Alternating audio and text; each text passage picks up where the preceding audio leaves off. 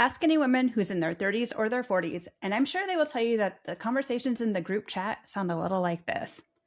Wait, is this normal? And oh my gosh, my doctor totally dismissed me again. And oh my gosh, I don't even know where to start. I'm so confused. I've had every single one of those conversations about the birth control that I stayed on for 17 years without fully understanding what it was doing to my body, about HRT that I almost talked myself out of, even though my data was telling me it was definitely needed, and about alcohol and what it was quietly doing to my hormones while I wasn't paying attention. Today, I'm sharing all of it and introducing these conversations that I think every woman needs to hear. Welcome to Healthy Buzz, the podcast for women who are craving honest answers in a supported community. Hosted by Brandy Homerding, a certified nutrition therapy practitioner who believes your body isn't broken, but the narrative around women's health is. Each week, we're diving deep into holistic health topics, challenging the one-size-fits-all approach, and empowering you to trust your own informed intuition. Get ready to feel seen, supported, and seriously informed. This is Healthy Buzz, where collaboration meets unfiltered transparency in women's health. So today I'm kicking off episode 1 of the Hormone Disconnect Summer Series. This series is going to consist of 5 episodes. We're having 5 conversations that women are quietly having in their head, dropping into the group chat, or they're typing it in Google at midnight, but not getting the straight answers from the people who are supposed to help them. So we're going to uncover it all. In these next 5 episodes, we're going to be talking about hormonal birth control, functional lab testing, HRT, and alcohol. I thought it was only most appropriate to kick off this series by sharing my own story, because I think it matters that you know that I'm not just talking about this from the distance, but this is something that I too have also experienced. So let's start with hormonal birth control. If you go way back to episode 1 of the Healthy Buzz podcast, you know all about my story and my journey with hormonal birth control. But if you're new here, let me do a quick little recap. So for me, growing up, we never discussed hormones and our bodies in my house growing up. I also was not allowed to attend sex ed in junior high. So my source of information had to be the YM and the 17 magazines. Yes, I'm totally dating myself, but I don't care because that was what I had access to. So when I went off to college, I started on the hormonal birth control pill, and nothing was really explained to me. I remember going to Planned Parenthood and just being like, I think I need to be on birth control. I have really bad periods and I don't quite understand what's going on with my body. So I started birth control at the age of 18, and I stayed on hormonal birth control of some form or fashion for a total of 17 years. I never really felt like hormonal birth control fully worked. Again, but I'm not quite for sure I knew what it meant to have it work either, because nobody explained what it was actually doing to my body. But I will tell you, I remember having mid-cycle spotting. I remember feeling off a little bit, but I'm not quite for sure how or why. It was just a very confusing time for me. And I would bounce between different pills because I'm like, I don't think this is working. I'm not sure what I thought I needed for it to work, but I did know that I didn't like spotting between my periods. And nobody ever told me either that period that you have when you take the placebo pills is not a true period. I had a lot of misinformation, or actually I would say it was also a lack of knowledge when it came to hormonal birth control. Then probably for the last 4-ish years of my 17 years of hormonal birth control, I did switch to an IUD. I switched because my friends were all having IUDs and they were raving about how great they were. And so I was like, okay, I don't really love taking this pill every day and I'm not always very consistent with it. And sure, this sounds like an easier option. So why not? So I remember I made an appointment with my OBGYN. I showed up at their office, told them, hey, I want to get an IUD.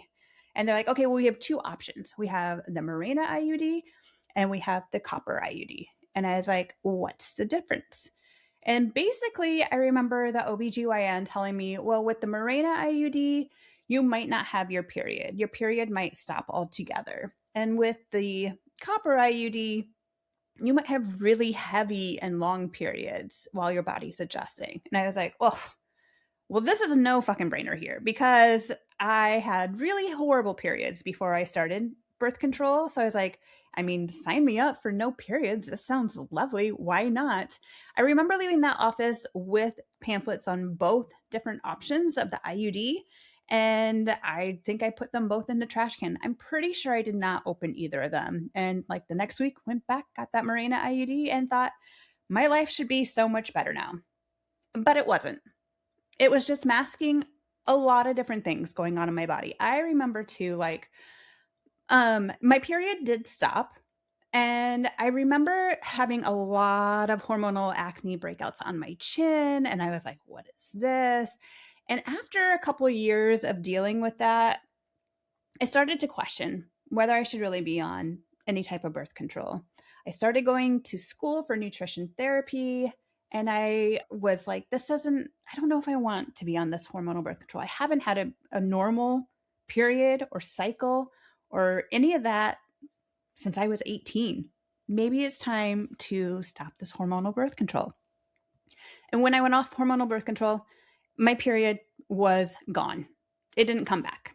It took forever for it to come back. And then I was having really irregular cycles. And 3 years later, I finally got that diagnosis of PMOS.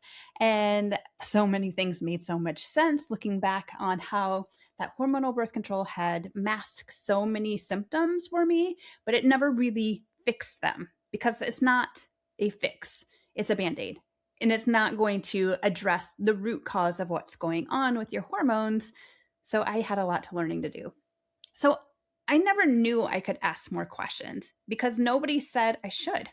I put my trust in my doctor, and I was just hoping that they would just willingly provide me with the insight that I needed. Little did I know is that's not how it often goes. So now let's shift to HRT, hormone replacement therapy. So for me, this is something that I've talked to a lot of my clients about, help them advocate to get HRT, to really support their bodies and support their hormones as they're shifting through perimenopause into menopause. But I wasn't sure when that would occur for me. Now, I don't remember where I heard this, but I've heard that women go through a couple big significant hormonal shifts in their like peri and postmenopause journey. And one of them happens at age 44 and the other at 60. Now, I don't know what data that comes from. I just remember hearing this in the last couple of years. And I can tell you that I turned 44 last October. So last July, like almost a year ago exactly, things started to really shift. I can tell you exactly the day that things started to shift because I was on client session. My client was like, oh my gosh, you're glowing today. You look so great. And I'm like, I'm ovulating today. And I felt so good. But while I was on my ovulation day, my husband was over in the other room with COVID. And so when I got off that call, all of a sudden I'm like, I'm not feeling very good. And lo and behold, I got COVID as well. And that stress on my body was a thing that kind of kicked my hormones a little bit around. Things started to shift after that cycle. The next cycle, I could not confirm that I ovulated. Now, we also traveled that next cycle too. So I know that there was a lot of stress with travel. I was finishing up a semester with school. So there was maybe some additional stress as well, but I did not have like a confirmed definite, yes, I know I ovulated this cycle. Now, at the time, there's a couple of different ways that I track my cycle and my ovulation. So temperature tracking, I was taking a basal body temperature every day. I also, on my Oura ring, it will tell me temperature shifts so I know when ovulation occurred. I also was using Mira for cycle tracking to see what my hormones were doing during this time. Thankfully, because it provided me with so much great insight as to what was actually going on with my cycle. So fast forward to the next cycle. Now my hormones decided that, oh yeah, we're going to ovulate. And then I ovulated early. So typically I'm somebody who ovulates between day 14 and 17. And that cycle, I think I ovulated on like day 8 or 10, something very early. And I was an emotional wreck that cycle. Like I was so weepy. Oh my gosh, I was so moody. It was not a good thing. So then the cycles after that, they started to normalize again in like my overall cycle length, but things started shifting more with like cognitive function, like, oh my gosh, the brain fog. I had so much brain fog. Word finding was extremely difficult in many situations. There was even one day I was going to clean the bathroom. I turned on the water to fill the sink, and I came into the kitchen to get my cleaning supplies. But along the way, I got a little distracted. Also, learning that maybe I have some ADHD, perimenopause exposes so many things for you. But came in to get my cleaning supplies and got distracted. And probably 20 minutes later, I walked back into the bathroom. I'm like, oh my God, the water is running. Wow, brain fog. Fog was so thick. I also was really itchy. My arms were so itchy. My legs were itchy. My scalp was itchy. These are some classic signs with hormonal shifts that are happening that a lot of people don't talk about. I mean, most people are used to like the hot flashes and the night sweats and maybe libido changes. Like those are some classic symptoms, but those were not my blaring symptoms. Mine were the brain fog, the itchy skin, the ringing in my ears that was pretty constant. So I was like, this is not, something's going on here. My mood was starting to kind of definitely wax and wane, like more than just a normal, like, oh, she's in her luteal phase type situation. I also started noticing some anxiety. Like I've never really dealt with anxiety before, and also this started to creep in. So I decided to be very proactive about this. And in January of this year, I started on HRT, hormone replacement therapy. I was having data from my Mira cycle tracking that was showing me that, yes, my estrogen is low. I really needed the estrogen support, but you have to, if you have a uterus, also have progesterone when you have a uterus. You can't just do estrogen by itself. Otherwise, we have some other health consequences of maybe that endometrial lining building up too much. So I started on progesterone and estrogen. And it's so funny because I started to gaslight myself in that situation. And I was like, do I really need this? Am I sure that I should be starting this? Am I too young to start this? What are the benefits going to be? Why don't I just wait? Like, am I wasting? Like, it was ridiculous how much I was gaslighting myself, even though I had physical data showing me that, yes, your estrogen is low. You do need this support right now. Okay, so once I got past gaslighting myself, I also was really struggling with progesterone. For me, I am somebody who am very sensitive to progesterone.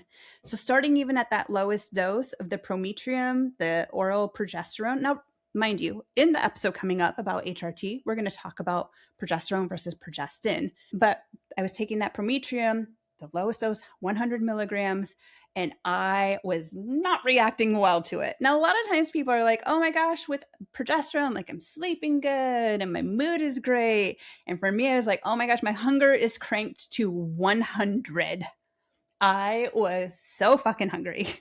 I was like waking up in the middle of the night being like, I am hungry right now. So progesterone increases your basal metabolic rate. It also makes your cells a little bit less sensitive to the effects of insulin. So not only was I super hungry, but I was having extreme breast tenderness, like really bad. And I know a lot of times people are like, well, breast tenderness is usually associated with estrogen dominance. Well, if you're really sensitive to progesterone, you can also have a lot of breast tenderness too. So I was not tolerating that cycle very well. Talked to my provider. We switched to a vaginal route of the progesterone. And I'm only doing progesterone in my luteal phase because I am still cycling and I am tracking my ovulation and I know that I ovulate. So even switching to vaginal progesterone, I was still having the breast tenderness, like not as bad, but it was still pretty significant that I was like, I would like stop both the estrogen and the progesterone, like just stop both of them in my luteal phase just so I could have my period, so I could just like start over again. So I had to really work closely with my provider on adjusting things for my body. Now going through a compounding pharmacy to do a different dose of progesterone that I was approved to use because I am still cycling and I am still ovulating and I show data around that. I'm tracking that. And so we're easing my body back into the progesterone. Now, things are improving. Things aren't still 100%. It takes time. And I realize that. And so, working with my provider, we're going to be doing some more testing and understanding what type of hormone support I need, because we have to make sure that there's the uterine protection as well. So, we can't just crank up all the hormones, crank up estrogen without supporting the uterus and progesterone appropriately. Right now, testosterone is not something that I'm using, but I foresee that being something that will probably be added in the future. But again, with the PMOS picture, I'm going to be honest, I'm a little hesitant because I don't want to go down that pathway again. But I do know that there are a lot of benefits to the testosterone side of things too. So then let's move on to this third topic, and alcohol. So my own personal relationship with alcohol has dramatically shifted in the last 4 to 5 years. I started getting these louder and louder signals from my body. And honestly, anything more than like 2 drinks, and I do not feel very good. My blood sugar bottoms out with alcohol. This is something that we'll be talking about more in depth in the alcohol episode, but my blood sugar drops and then I feel nauseous. I kind of feel lightheaded. I do not feel well. And spoiler alert, when your blood sugar drops like that, when you're drinking alcohol, guess what kicks in? Those sugar cravings. You feel like you want to snack on the French fries and the pizza and the tacos and the chips, because your body needs some energy and some glucose to bring your glucose levels back up. So those carbohydrates in those foods are going to help with that. And for me, somebody with PMOS, my blood sugar does require a little bit more attention and intention than the average person. So when we think about this blood sugar roller coaster that your body can experience, because your body's going to, let me explain this. When you drink alcohol, you're going to have a little bump up in your blood sugar, depending too on like the sugar content of the drink that you're drinking. And then there will be a decline. Alcohol actually reduces your blood sugar because your liver is processing the alcohol first. And it's not worrying about like the carbohydrates and the glucose picture side of the story here. So while your body is processing that, your blood sugar will drop and you're going to feel real munchy. And you know what else happens when your blood sugar drops? Well, your cortisol is going to go up, because this is very stressful. If your blood sugar is too low, your body sends out the SOS and it's like, oh, fuck, we need to get this blood sugar up. Now, how can we raise up that blood sugar? Because let's say that this is happening when you're sleeping and not when you're awake and you have easy access to foods to help bring that up. Well, it releases cortisol. You know what cortisol does? 1, it wakes you up. 2, it also triggers the liver to create and release glucose to bring your blood sugar levels up. So that can also be disrupting your sleep, causing a lot of stress on your body. Also, once your body is done processing that alcohol, it's going to start processing those tacos and those French fries and all the like high carb things that you snacked on when your blood sugar was too low, because now it's going to work on that. And you will see your blood sugar rise overnight. I have used a continuous glucose monitor, so you can see this happen in real time. I mean, I'm not waking up in the middle of the night and being like, what is my blood sugar doing right now? But in the morning, I can review what happens with the blood sugar. So the blood sugar roller coaster disrupts your sleeps, puts stress on the body. It shows up in ways that you're going to feel in your body. And it's not just that moment in time. Like, it takes your liver processes a half an ounce of alcohol every hour. So think about how long it takes to process like that 12-ounce beer that you might be drinking. Like, when you start doing the math, you can be like, I can see why like a hangover can make you feel so crummy for so long. But then alcohol also is going to suppress your thyroid function. And as somebody who deals with some hypothyroidism due to my radiation exposure, as my previous career as an interventional radiology tech, that's something I have to be really mindful of. And alcohol increases your breast cancer risk. So this is something that women are not told. Alcohol is kind of just normalized, and like, hey, everybody's so concerned about like HRT causing breast cancer, but nobody's like, one, the amount of estrogen in like a birth control pill is way higher than what you get in HRT. And nobody's being like, hey, You can also increase your breast cancer risk from drinking 1 drink a day. So these are conversations that we're going to be having more in depth in this series. Here's what's going to connect all these stories. Is I've spent years doing things that I didn't fully understand because nobody gave me the full picture. Not out of like they wanted ill will for me or anything like that. It's just because this is how our system works. At a doctor's appointment, you have like 7 minutes, a prescription, and a pat on the back, and like told your labs are normal. Come back when you feel like things are worse. And then you get offered birth control as a solution in perimenopause instead of having the conversation about what's really happening in your body. So this series exists because those conversations deserve more than just 7 minutes. So over the next 4 episodes, I'm bringing in people who have dedicated their work to getting this right. In episode number 2, Nicole Jardim will be joining me for a talk that every woman actually needs to hear about hormonal birth control, including all those things that you probably actually were never told. In episode 3, I'm going to walk you through the functional lab testing, and I'm going to talk about why standard lab testing misses what's actually going on and what's possible when you have the right data. Episode number 4, I'm joined by Danielle Kepix. She's been on before on episode number 7, so she's coming back on to talk all about HRT. We're going to talk about the benefits, we're going to talk about the myths, we're going to talk about how you can find a practitioner who's actually willing to listen to you. And then in episode number 5, Dr. Brooke Scheller and I are going to talk about what alcohol is really doing to your body and your hormones. So these are the conversations that every woman in their 30s and 40s actually need to hear. Make sure that you subscribe to the show so you don't miss any of these really juicy conversations in the Hormone Disconnect series. Because the gap between what women were told and what women actually need to know, that ends here today. Thanks for tuning in to another episode of Healthy Buzz. I hope this conversation has left you feeling seen, supported, and ready to take the next step in your health journey. Love what you heard? Make sure you subscribe to Healthy Buzz so you never miss an honest conversation. And if you found this valuable, please take a moment to leave a review.